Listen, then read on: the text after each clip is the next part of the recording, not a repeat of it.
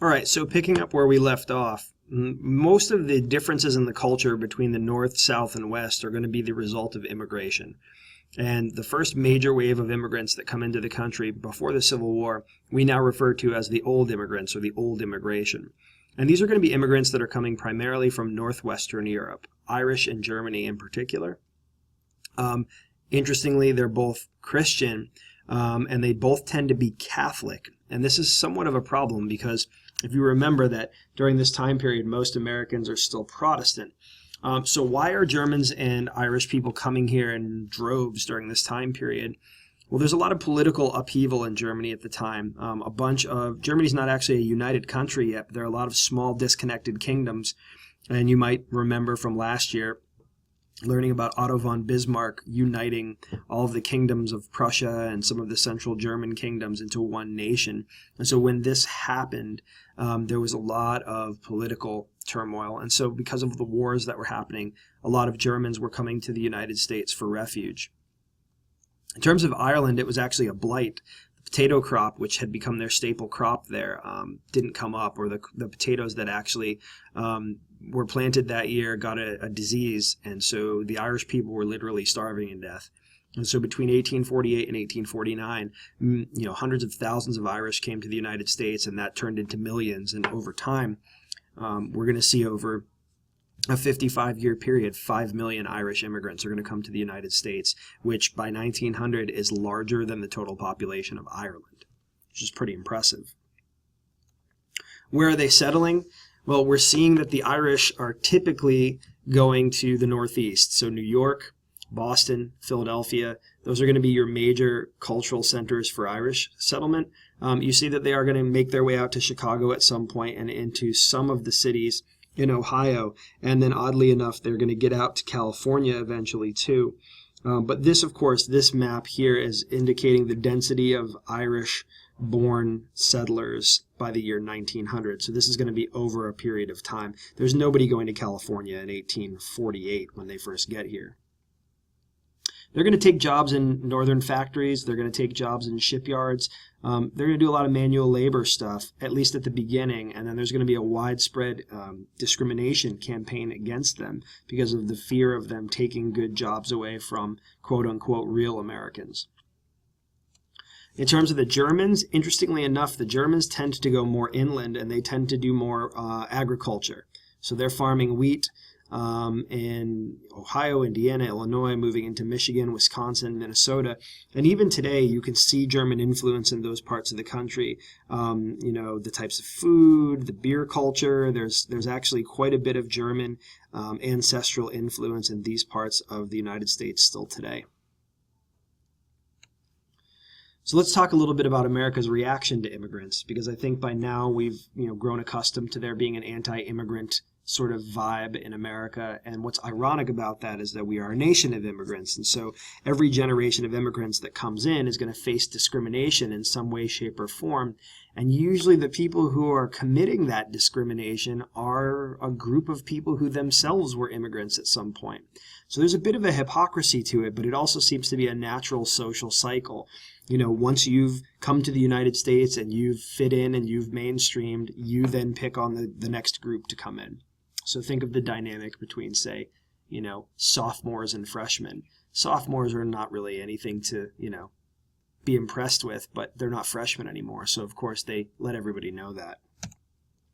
So this is all driven by a force called nativism. Nativism is defined as the preference for the native born over the foreign born. So you're trying to protect American culture from outside influences. You're trying to define what is American and what is not American, and then work to push those that you see as not American out of the mainstream. Job discrimination, even violence against them in some cases. And so because the Irish and German are mostly Catholic and the rest of the population is mostly Protestant, there's going to be a little bit of tension there. Remember, when you think back to the United States, thinking about the Quebec Act and the fact that French Catholics were given rights when we were a Protestant nation here in the United States, or in the colonies, and then eventually in the United States, that's not going to sit well. So there's still some old tensions between Catholics and Protestants that haven't been worked out. And if you look at the numbers of Catholic churches that are established in America during this period, this gives you an illustration of the feeling that we're being invaded with Catholics. 1840, there are 700 Catholic churches in America. By 1860, there are 2,500 Catholic churches in America. So clearly, the Catholic influence is becoming pretty obvious. One of the really strange things, or maybe it wasn't strange at the time, but it seems strange now when we think about it, is that they actually believed that the Pope was going to somehow infiltrate American political life. If we brought a bunch of Catholics over to this country and they started voting, would the Pope kind of tell them how to vote? Would the Pope instruct them how to cast their ballots? And if you're Catholic, I was raised Catholic, but if you're Catholic, you probably understand that the Pope has very little direct influence on what you do on a daily basis. But again, this was a fear of the unknown. The white Anglo-Saxon Protestants of the time didn't really know what Catholics represented and weren't sure what sort of outside influence there would be. And so we started to see a lot of anti-Irish sentiment pop up. There were plenty of jobs to be had, but there was a fear that the Irish immigrants were taking all of them. And so you started to see these help wanted, no Irish need apply signs going up all over in factory windows and store windows throughout the Northeast. This is a political cartoon of the time period, and what you see here is the Pope and some of his bishops and some of his cardinals and a few monks. They're up on the top of St. Peter's Basilica, the dome of St. Peter's Basilica, which is we call the Vatican in Rome, and it says the promised land as seen from the dome of St. Peter's in Rome, and it's almost like they're navigating a ship of exploration across the Atlantic Ocean to come and conquer the new world. And this was the kind of sentiment that people had regarding Catholics at the time. We're also going to see political parties develop out of this resistance to immigration, and one of the most notorious was known as the American Party, often better known as the Know Nothing Party. And the reason for that is that they would often meet in secret, and when people asked them what they discussed, they would say, "I know nothing." This party was a nativist party that wanted to limit immigration to the United States, especially from Catholic countries, but they really wanted to kind of slam the door on immigrants overall. They wanted to restrict political office to only those born in the United States. Now, the Constitution is is the source of this, but the only people who were barred from holding political office by the Constitution's standards are the President of the United States. But the Know Nothings wanted to apply that to everyone. They wanted to impose a 21-year wait before immigrants could ever become citizens of the United States. And they wanted to make sure that Catholics could never become public school teachers because they were afraid that they would indoctrinate their children, which sounds fairly ridiculous by today's standards, but it was dead serious back then. They would also impose mandatory daily Bible readings in public schools, and they had to be from the Protestant King James Bible so that you could actually make sure that your kids were saying good Protestant prayers in school. So much for separation of church and state. And they also wanted to restrict liquor sales because they had a perception that the Irish and the Germans not only tended to have drinking as a big part of their culture, but the Catholic Mass also includes wine. And so if you can restrict the use of wine, you can restrict their ability to practice their religion, and then maybe even restrict their desire to come to the United States in the future. We're going to talk a lot more about immigration in a later unit. For now, let's look at the other areas of the United States during this period. Southern culture. Southern culture is going to be very traditional. It's not going to change much from what it had been before. You've got, obviously, the institution of slavery. Cotton becomes the new cash crop. You've got this white aristocratic society that's kind of been around for a long time and isn't going anywhere.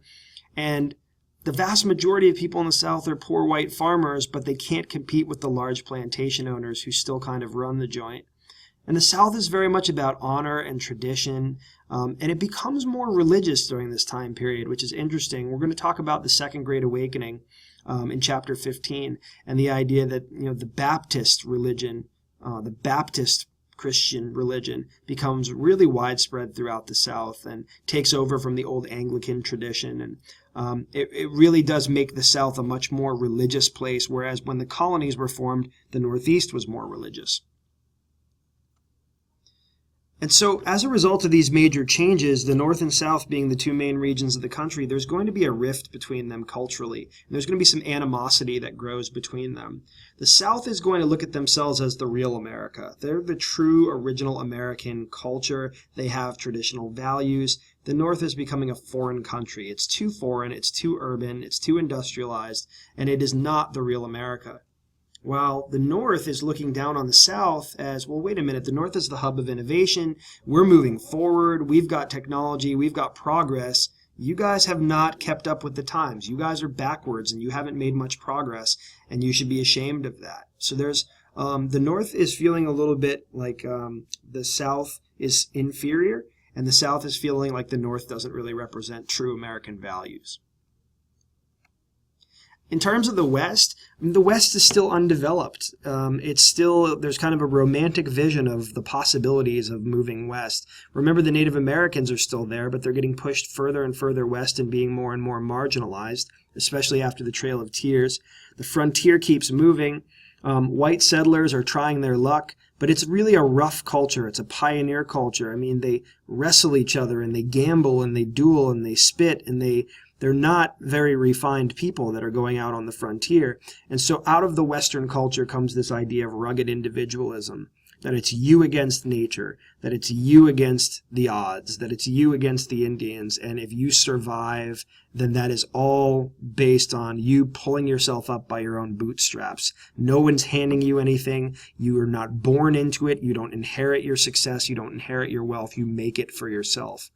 And that's really a very American ideal, that you can go into a situation where you have nothing and turn it into something great. And so that the mythology of the Western pioneer culture is going to be very alluring to a lot of people. And so we're going to start to see more westward movement. And in some of the artwork that you guys are going to study in your nationalism project, you're going to see the Western culture romanticized as you have it in these paintings here. So that's it for today's screencast. I hope you're able to fill in your notes and in your note packet, and we will talk about some of the big ideas that came out of this screencast in class, but we're going to be moving on to Chapter 15. Have a great weekend.